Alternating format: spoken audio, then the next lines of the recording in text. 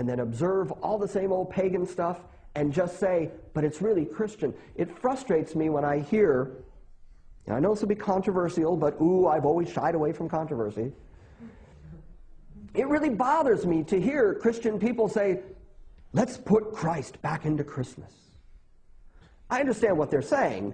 They're complaining that the commercialism of Christmas has taken away the religious element of Christmas. And I understand what they're saying. Let's refocus back on the importance of Christmas as Christ. But Christ was never in the Christ Mass. It was a pagan holiday. Rather than the church rallying around, let's put Christ back into Christmas, the church really ought to rally around, let's put Christianity back in our calendar. And let's take this Christ Mass paganism and set it aside, which, again, won't happen because the American culture and economy won't ever allow it. Ralph Woodrow, in his book Babylon Mystery Religion, writes, "The feast of Christmas was the most vile, immoral feast that ever disgraced pagan Rome. It was a season of license, drunkenness, and debauchery, when all restraints of law were laid aside."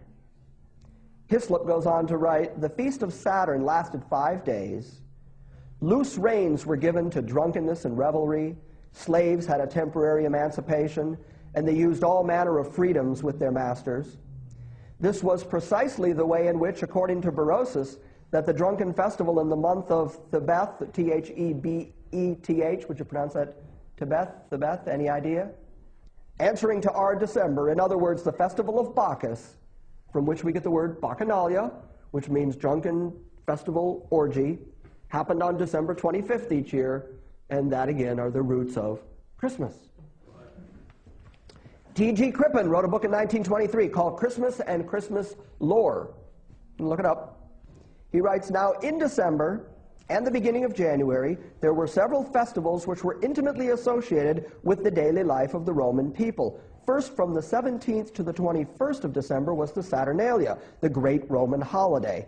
One might call it the Feast of Topsy-Turvydom, when slaves were allowed a few days to enjoy the semblance of freedom, and they were waited upon by their masters, and they chose from among themselves a mock king to preside over their revelry. Next, on the 22nd of December, came Sigillaria, which was the Feast of Dolls, when a fair was held, and dolls and other toys, mostly earthenware, were given to children. Then on the 25th came Brumalia, otherwise it was called Dies Natalis Invicti Solis, the birthday of the unconquered sun, S-U-N. When the days began to lengthen right after the winter solstice, it is believed to have been instituted by the Emperor Aurelian in honor of Mithra, the Persian sun god." This is our history. Okay, want to talk about the Christmas tree? Sure. This will make you not want a tree anymore. Are you okay with that? Okay. I'm just going to keep pulling rugs out from under your traditions. You're only mistletoe. That's Oh, I haven't gotten to mistletoe yet. But that seems to get the whole party started. I just don't know. Hislop writes, "The Christmas tree, now so common among us, was equally common in pagan Rome and in pagan Egypt. In Egypt, that tree was usually a palm tree. In Rome, it was a fir tree, as we use today. The palm tree denoted the pagan Messiah, Baal Tamar. The fir tree referred to him as Baal Berith. The mother of Adonis, the sun god, and the great mediatorial divinity, was mystically said to have changed into a tree, and when in that state, to have brought forth her divine son. If the mother was a tree, then the son must have been recognized as man the branch. And this entirely accounts for the putting of a Yule log into the fire on Christmas Eve and the appearance of the Christmas tree the next morning." He goes on to write on page 98 of his book, "Therefore, the 25th of December, the day that was observed at Rome as the day of the victorious God reappearing on earth, was held as the Natalis Invicti Solis, the birthday of the unconquered sun. Now the Yule log is the dead stock of Nimrod, deified as the sun god, but cut down by his enemies, and the Christmas tree is Nimrod redivivus, the slain god, come to life again." That's what the Christmas tree always represented. It's just that we Christianized it in some peculiar way and said it is a sign of everlasting life. But the ancient carvings of Nimrod, ancient wood carvings of Nimrod, usually have him holding a fir tree, a sign of everlasting life.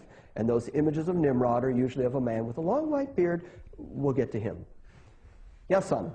Okay, so we know the mistake we made about the tree. Is God mad, or does he understand that this was all just a big misunderstanding? Let me do all this and then answer that question to wrap up, okay? Okay. Okay. So the Yule log represented a piece of Nimrod who had been cut into many pieces by his enemies. Then he was deified as the sun god by those who loved him. The Yule log as Nimrod was put into the fire on Christmas Eve, and with a miraculous birth, the Christmas tree appears the next day. The tree represents Tammuz. It was claimed that this child was the rebirth of his father Nimrod, who was now a god. Similarly, the mistletoe is called the man of the branch, and the wreath is known as a sun wheel. Why do you think wreaths of mistletoe were always round? They're in the shape of the sun. They're called sun wheels in ancient Babylon. Nimrod is also mentioned in the Bible. He established the first great city of Babel, which is the foundation of Babylon. And then he established other cities, including the Assyrian cities. Genesis 10:8-11 gives the account of all that. And it was his leadership that resulted, by the way, in God confusing all the languages of the world because he himself wanted to become deified. And so what have humans done? Deified him. The word Yule means infant in the languages of the Chaldeans, who lived in the Middle East. The Germanic tribes of Northern Europe, including the Anglo-Saxons, celebrated the Yule Day or the Child's Day. Ralph Woodrow writes in his book, Babylon Mystery Religion, an old Babylonian fable went like this. Semiramis, the mother of Tammuz, claimed that overnight an evergreen tree sprang up from a dead tree stump. The dead stump supposedly symbolized her dead husband Nimrod. The new evergreen tree was a symbol that Nimrod had come to life again in the person of Tammuz. This idea spread and developed so that the various nations all have had their legends about sacred trees. Among the Druids, the oak was sacred. Among the Egyptians, it was the palm tree. And in Rome, it was the fir tree, which was decorated with red berries during the Saturnalia. According to the Scandinavians, the fir tree is the sacred emblem of their god Odin, sometimes called Woden, after whom we have a day in the middle of the week, Woden's Day, which is why Wednesday is spelled so weirdly as it made its way down to us. In Europe, the Saxons used to offer a boar in sacrifice to the sun to propitiate the Queen of Heaven on Christmas Day. The boar in pagan mythology was supposed to have slain the false pagan Messiah. The boar was also a major article in the feast of Saturn at Rome, and the boar's head is still a standing dish in England as a Christmas dinner. Yes, ma'am? You just put two things together that I've never heard put together before. Okay. Pagan Messiah. Tammuz is considered the pagan Messiah by the fact that he is a child of the sun. He is God incarnate walking on planet Earth. But whenever you say the word, since you've brought that up, what does the word anti mean? Do you know? Huh? Against or substitute. Right. And so when we talk in the Bible about anti-Christ, what does the word Christ mean?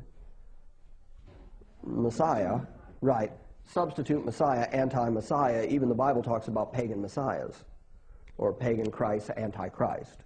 So it's not a completely foreign concept, which is why Woodrow would use that kind of language. And pagans aren't the same as atheists, like they still believe, right? Oh, they believe. They just believe wrong things. Right. Yeah, sure. Everybody believes something. Everybody believes something. The worst atheist on the planet has a very firm set of beliefs that he is very convinced of, and he believes those things. His set of beliefs just doesn't include the idea of a Christian God. But he does believe in something bigger than himself because he knows he's alive and the universe exists. So, but you know that my concept is that true atheism doesn't exist anyway. There can be Gnosticism, but true atheism, you'd have to be born, grow, and never have